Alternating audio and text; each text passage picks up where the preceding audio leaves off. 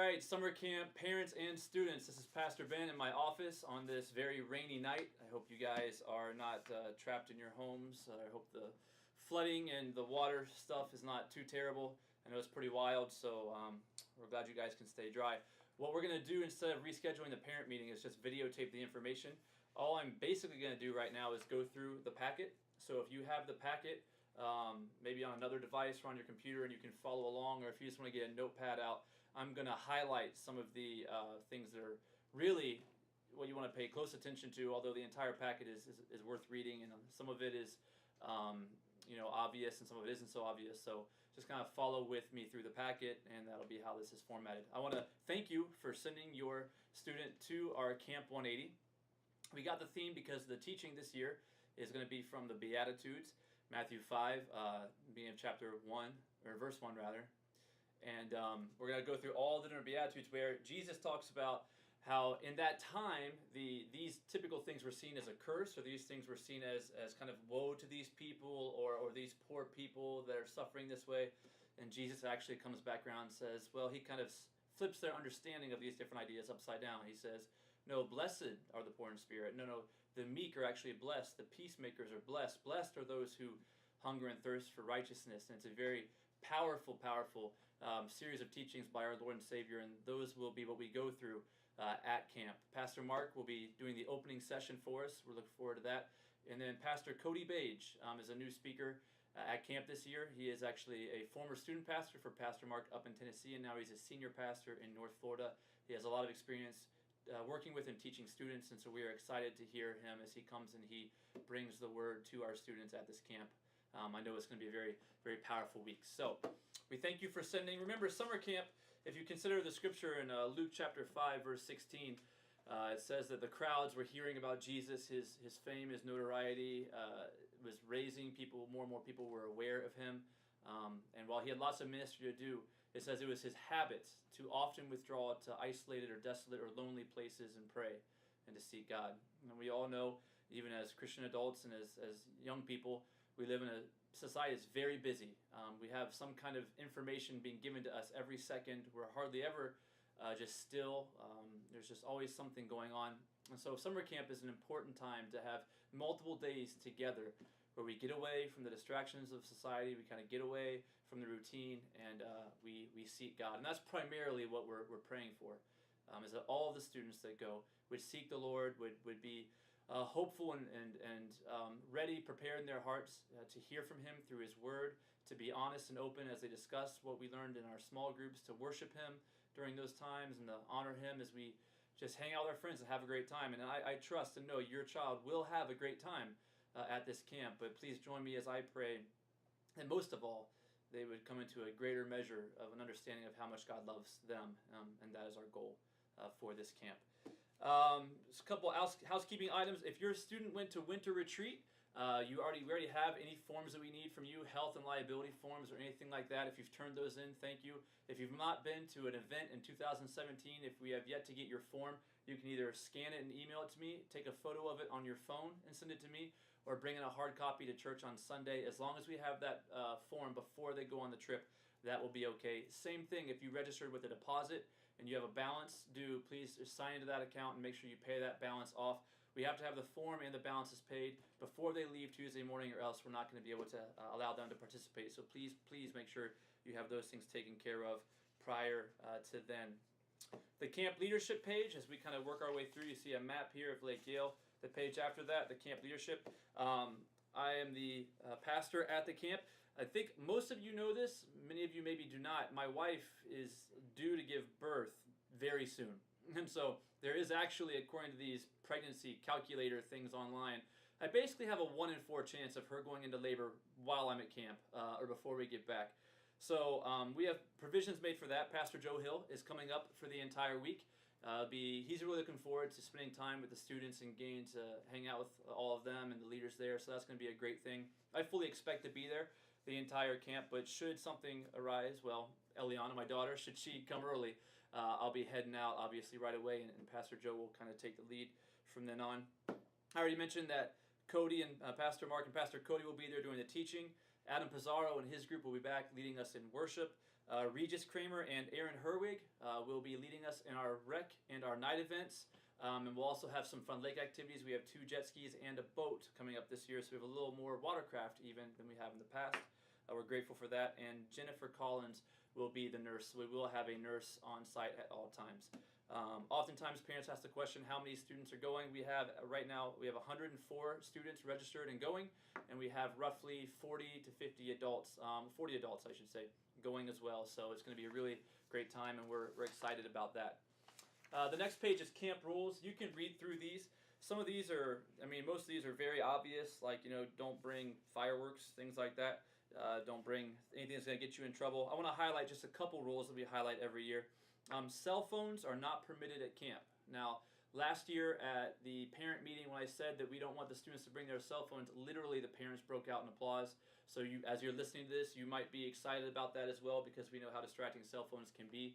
There's a variety of reasons we don't want them to go to camp, but at any rate, without going into all of those, we just believe it's far better to allow them to get out of the world, and even the world that follows them on their cell phones and all the opportunities and temptations that presents, to just be engaged at camp. So no cell phones. Your student will ask, what do I do for an alarm? What do I do for a flashlight? What do I do for a camera? I would say bring those things separately then. If you want to bring a camera or a GoPro or something, that's fine. Just make sure you don't lose it. If you want to you need to bring a flashlight, as we'll see in just a moment. As far as an alarm, we will wake you up. Don't worry about that. As far as a Bible, please bring a paper Bible. I know that we use our phones for just about everything anymore, but just think about what you would use your phone for. Bring those other items, and you'll be good to go. We will have a time each day for the student to use their leader's phone to call home and just check in with the parents. We will send an email out as well to whatever email you registered your child at, just letting you know what updates of the camp. And remember, parents, this is important. No news is good news. So if something happens, if your student is just having a good time, they forget to call or whatnot, I promise you, if anything happens at all, we will call you immediately.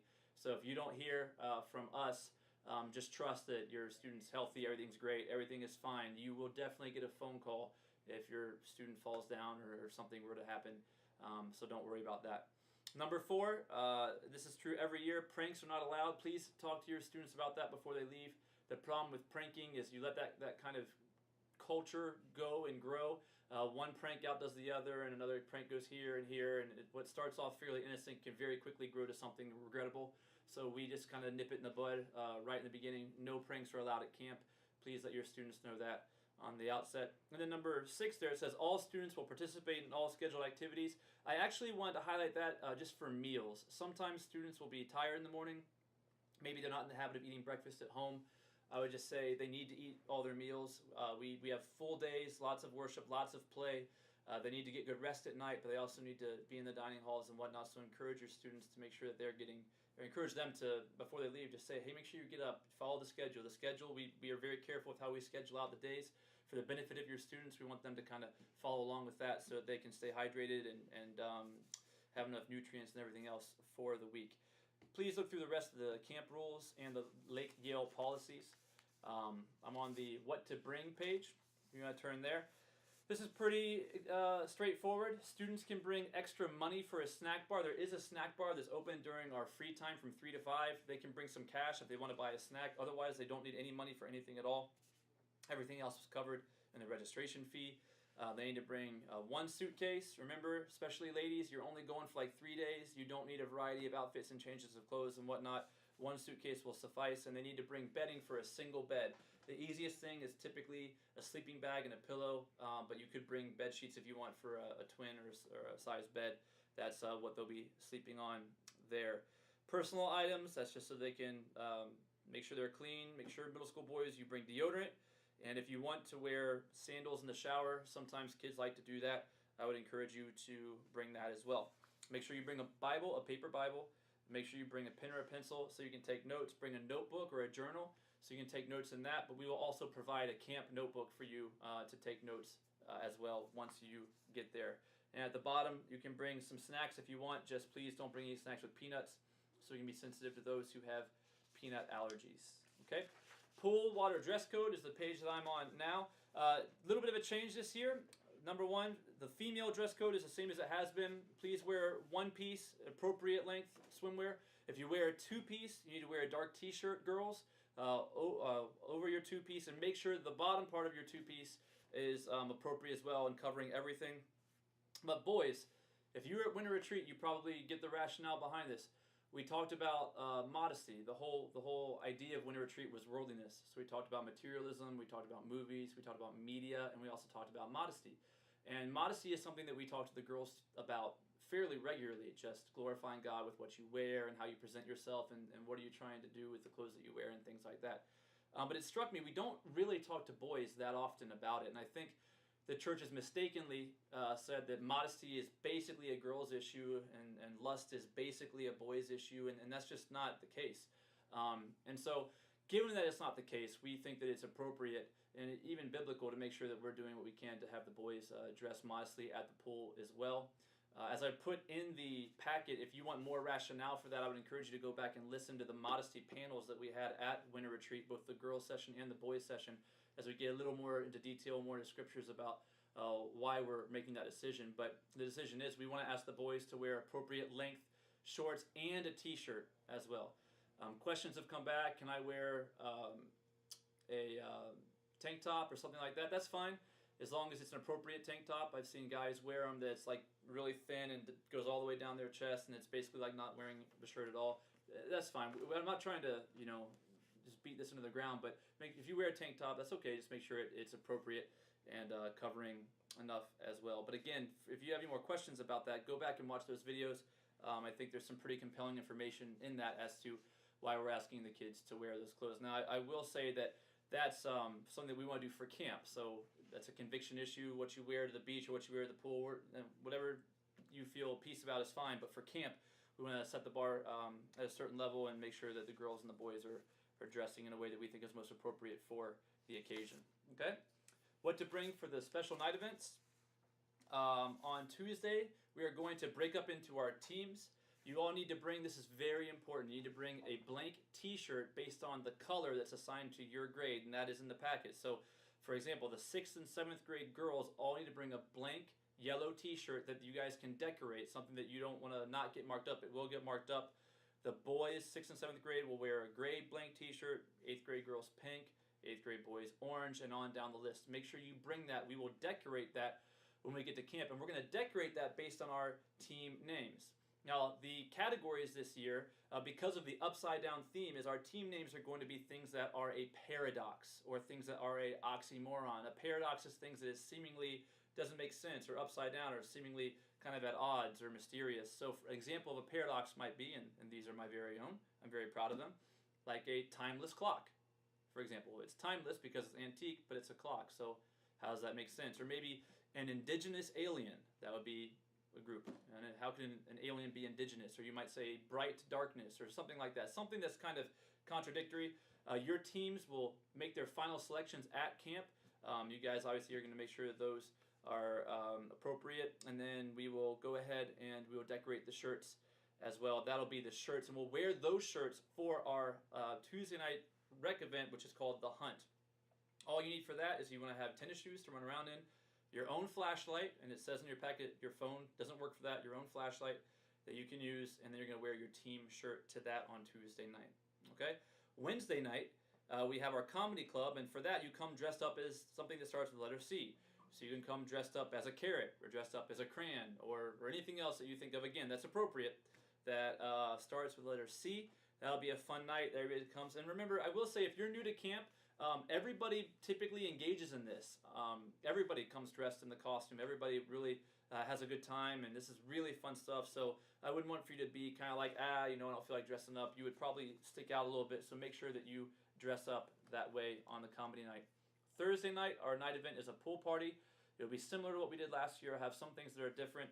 And it says here, wear a shirt repping your favorite sports team and your swimsuit. Now, obviously, because it is a pool party, if you have an expensive shirt that you don't want to get into a pool with chlorine and whatnot, I would not wear that into the pool. You might wear that there, have a full appropriate swim gear underneath.